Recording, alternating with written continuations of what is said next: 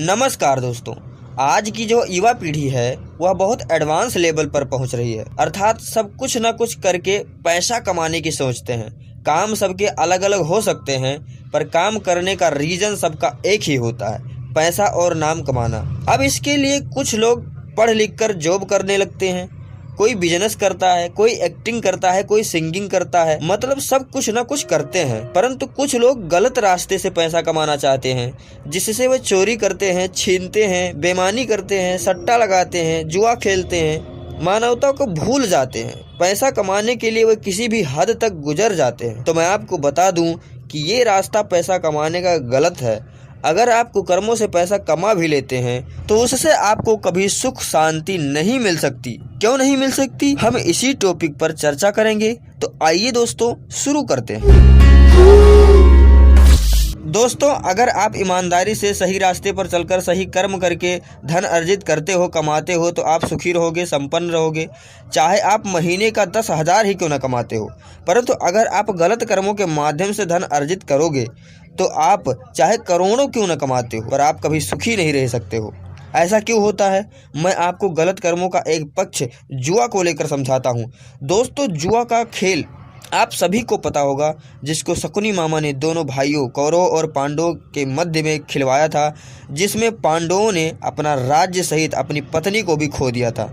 तो आप अंदाज़ा लगा सकते हैं कि जुआ बहुत ही प्राचीन समय से खेला जा रहा है। इसका कोई समय का पता नहीं है, क्योंकि इसका जिक्र ऋग्वेद में हुआ है। अब आप अनुमान लगा सकते हो कि कब से जुआ खेला जा रहा है, और तब से यह लोगों को दुख देता हुआ, बर्बाद करता हुआ चला आ रहा है। यह ऐसा खेल है जो व्यक्ति को पहले बड़े बड़े सपने दिखाता है, फिर चंद घंटों में चकनाचूर कर देता है, बर्बाद कर देता है, जिसमें लोग अपना धन, अपनी इज्जत, अपनी पत्नी, अपने बच्चे सब कुछ गंवा देते हैं। इसकी इस आतंक से बचने हेतु ऋग्वेद में ही इसके आतंक से परिचय कराया गया है, और बड़ा ही सुंदर वर्णन है। ऋग्वेद के 10वें मंडल का 34वां सूक्त अक्ष सूक्त है। अक्ष मतलब जुए का पासा। अब बताओ, जुए से बचने के लिए पूरा एक सूक्त ही दिया हुआ है, जिसमें बताया गया है। अक्ष सूक्त का पहला मंत्र है प्रावेपमवृहतो मादयन्ति प्रवातेजा इरिणे वृतानाः सोमस्येव मोजवतस्य वक्षो विभीदको जाग्रविर्मह्यमक्षान्।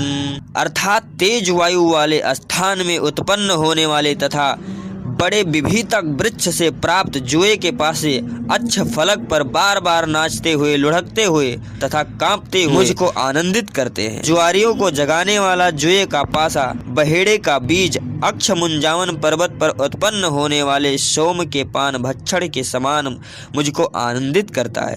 अर्थात जिस प्रकार मुंजावन पर्वत पर उत्पन्न होने वाले सोम का पान व्यक्ति को मदोन्मत्त कर देता है, उसी प्रकार जुआड़ियों को रात दिन जगाने वाला जुए का पासा मुझको अत्यधिक उन्मादित करता है। जो व्यक्ति जुए में जीतता है वह हर्ष से जागता है, और जो व्यक्ति जुए में हारता है वह दुख से जागता है। ये इस मंत्र का अर्थ रहा। तो इसी मंत्र से आपको बहुत सारी चीज़ें कन्फर्म हो गई होंगी, क्लियर हो गई होंगी कि जुआ कितना खतरनाक है। और इसके बाद में अन्य श्लोकों में समझाया गया है, बताया गया है कि जो व्यक्ति जुए को खेलकर बर्बाद हो जाता है वह फिर कैसे पछतावा करता है, और उसके साथ में कैसे कैसे घटनाएं घटती रहती हैं। कि मैंने अपनी धर्म पत्नी गंवा दी, जो मुझे इतना प्रेम करती थी, जिससे उसका परिवार में कोई कद्र नहीं करता। परिवार तो परिवार, समाज भी तिरस्कार कर देती है। जो जुआ खेलता है उसकी माताओं को, उसकी बहनों को दूसरे लोग छूते हैं, जैसे महाभारत में दुशासन द्रौपदी का चीर खींचता है, उसे अपमानित करता है। इसी तरह बहुत सारी बातें बताई गई हैं, जिसमें कहीं पर लाभ नहीं दर्शाया गया है, बस हानि ही हानि बताई गई है। अर्थात जिस प्रकार व्यक्ति जुआ खेलकर सुख शांति नहीं प्राप्त कर सकता, वैसे ही अन्य दुष्कर्मों से भी सुख शांति नहीं मिल सकती। आगे आप खुद समझदार हो, विचार जरूर करना कि आपको अच्छे कर्म करने चाहिए या बुरे कर्म करने चाहिए। हमारा काम था केवल बताना। आई होप हमारी बात आपको क्लियर हो गई होगी दोस्तों। तो बस आज के लिए इतना ही। अगर ये वीडियो आपको अच्छा लगा हो तो हमारे वीडियो को लाइक कर देना। हमारे चैनल पे आप अभी नहीं हो तो हमारे चैनल को सब्सक्राइब कर देना, और बेल आइकन को भी प्रेस कर देना, ताकि ऐसी इंटरेस्टिंग अपडेट आपको मिलती रहे। तो जय हिंद, जय भारत, बाय बाय।